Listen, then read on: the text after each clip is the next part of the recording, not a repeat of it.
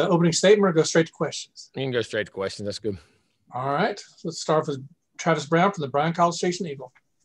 Hey, Coach. I know that. Can we turn that up? I can barely hear. I can't. I can just hear parts of. I mean, it's just really low. Better. Go ahead. See if I can hear you better.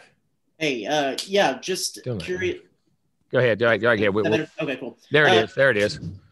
Curious if the format of a full kind of game like scrimmage is still going to be on the table for this weekend. Yeah, we will. We'll probably go 2s and 1s, 1s and 2s on teams in different looks that way. But we'll still play a game. Probably rotate one of the linemen. We got 9 healthy. We'll alternate one of the guys back and forth with the 2s in different positions, which we practice at all the time anyway. Give guys some extra reps, and then the rest of it we'll scrimmage. I know you said last time we talked to you, people a little banged, a little bumped and bruised. How many people do you feel like will not participate this Saturday? We'll probably have. I mean, when you're talking about off-season injuries and in-season injuries, I mean, I want to say probably 4. I don't know the exact. I'm going to say around 14. It would probably be in the 2 deep. 14 or so. I mean, 14 or 16, somewhere in that range. I mean, that's about normal. About normal for guys that weren't in spring or nicked and knack now that didn't. Not that many. About 5 or 6 each way. Any particular group hit hardest? Probably the tight ends. Probably hit the hardest. Wiedemeyer, Blake Smith.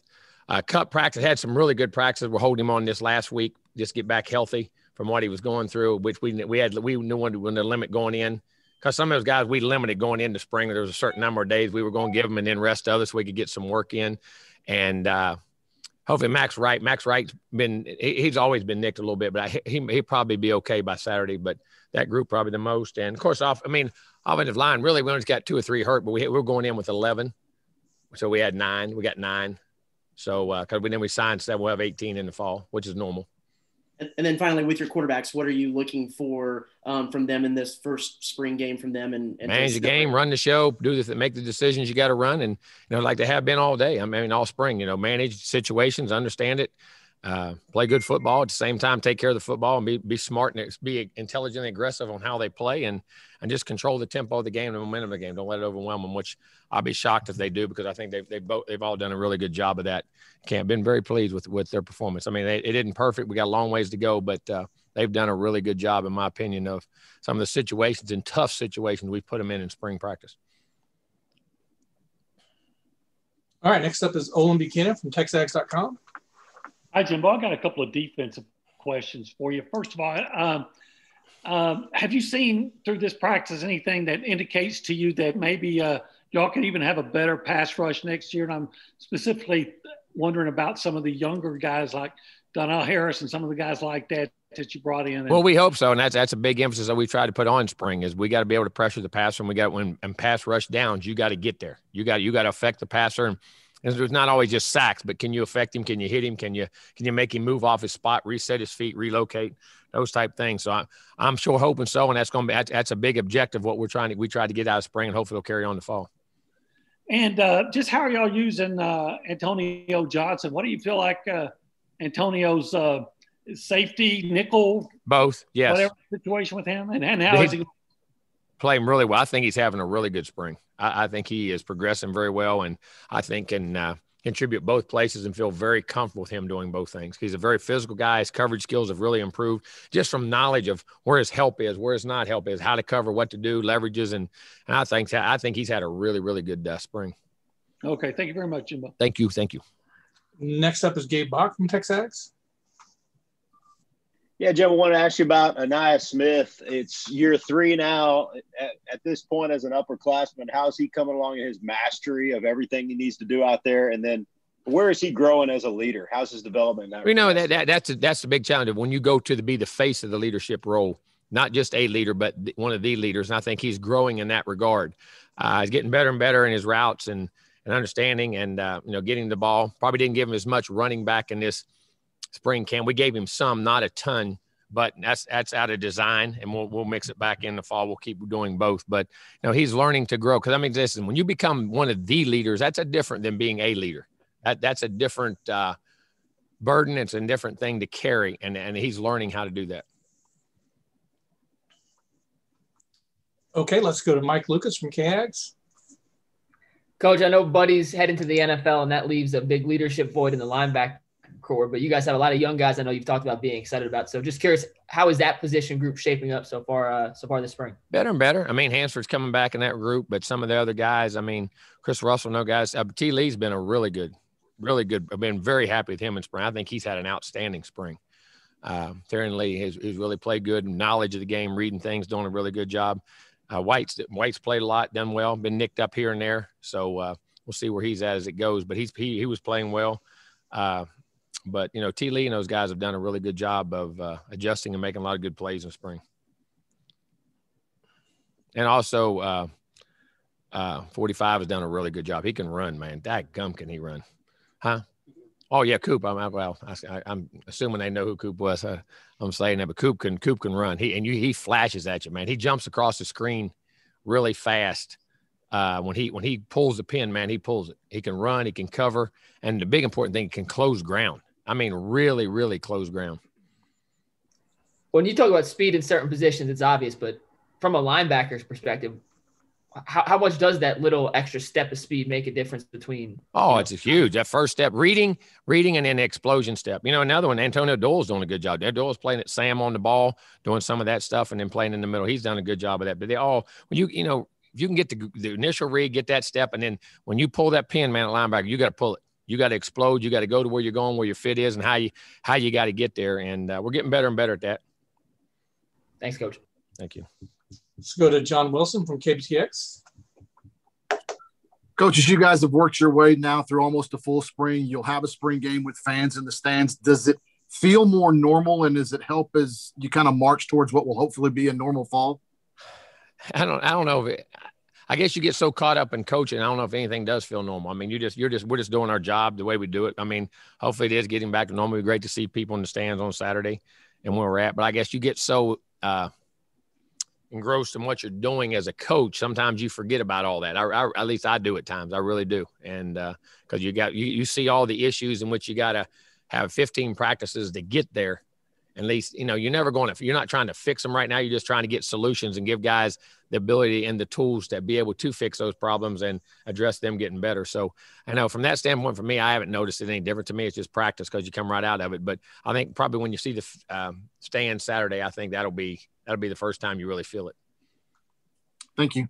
Thank you. All right, let's go to Brian Peroni from Gig'em 247. Hey, Coach. I just wanted to ask about a guy that isn't on the spring roster, but I'm just curious about the progress of Kenneth Phillips. Is he still, I guess, on pace to be around in the fall? Well, we'll see. What kind of role do you see him playing? Well, I don't know. We got to do his health and what goes on there first. We have to make sure he's approved to be on the field, and he's still recovering from the injuries he had. So is there a chance that, it might be career ending? Yes. I mean, any injury can be this. Yes. Okay. But he's not cleared yet. No. All right. Okay. Let's go to Brent Zwerman from the Houston Chronicle.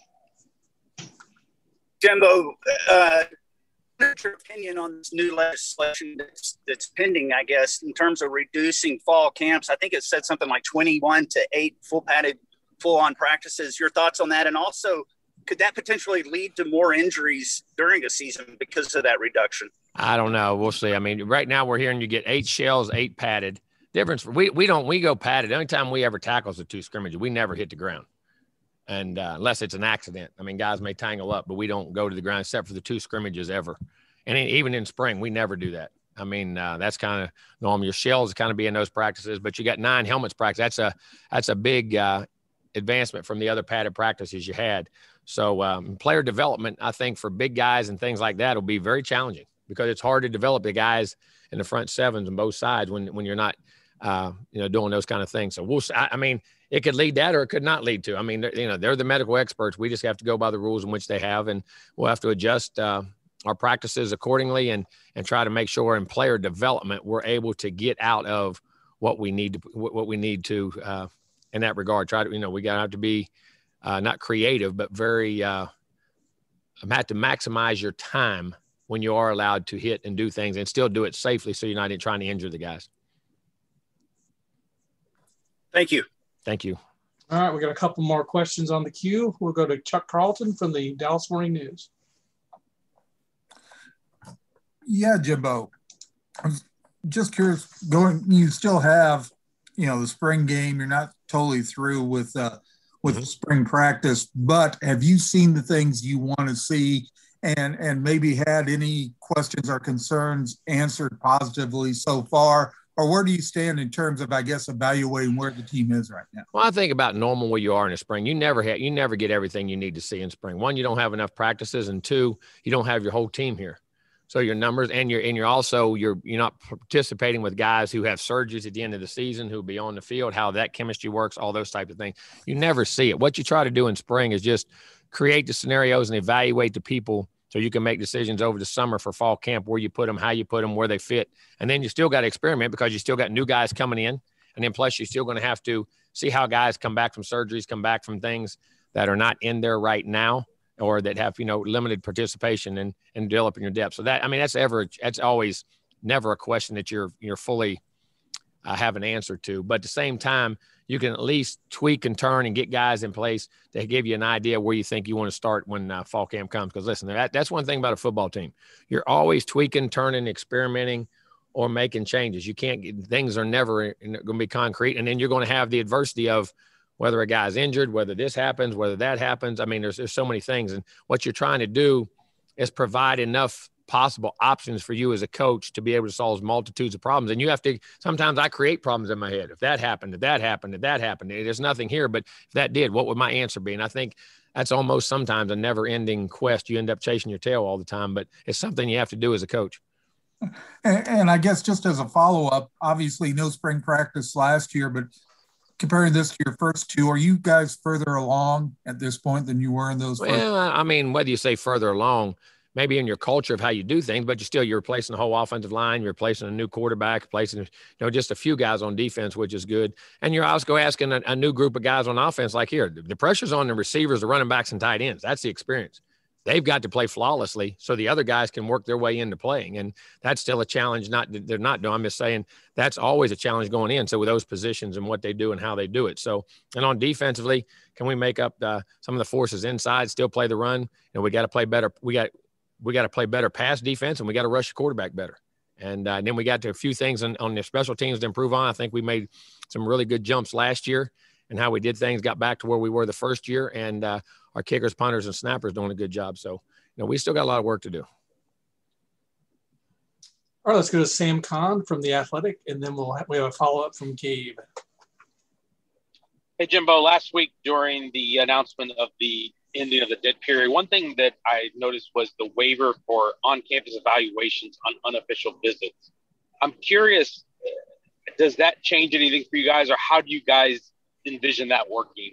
You're talking about the tryouts? Is that what you were talking about? Right. Yeah. The ability the ability for a guy to come and you can work him out. Yeah. I mean, that's a new thing that matter of fact, we've been in talks with over the last week or two. Haven't put as much in it because we'll wait till spring ball's over. Then the next month we'll evaluate how we want to do it, what's going to happen, and how it's going to happen. And we're getting on. We just finally got all the rules just the other day. So we'll make that we'll start that next week, but it will be a new piece of the puzzle that you're able to do that. So it does help you. And also kind of back to along the lines of what Brent was asking about adjustments to camp. I think one of the things that they added last year was this OTA style ramp up, before the season last year. Would that be something you would be interested in having down the road? I thought last year's whole schedule was perfect. I really do. I think I'm for that, but it's not what's going to happen. That's not what's going to happen this year. Now, I'm not against, it is what it is, but I'm just saying, I thought that was for the players, you had contact 4 days a week, but they were off 3 days a week, where 2 of those were meeting days where they could comprehend what they did the day before, look at installation the next day, not have the pressure of practice that day, could really absorb it and then move on. And I think that's a big piece of it too, but we're going back to, we got the way we have it now. And, those, even though you're still going to have your number of padded practices are down, but at the same time, those days that you meet, you have to go practice. So that's going to limit meeting time in that regard, because those are still practice days. You cannot just meet. You have to get something done on the field. So, but hey, that is what it is. And it's ever-changing rules, and everybody's got the same rules, so we'll all adjust. Thank you. Thank you. All right, let's go to Gabe Bach from TexAgs.com.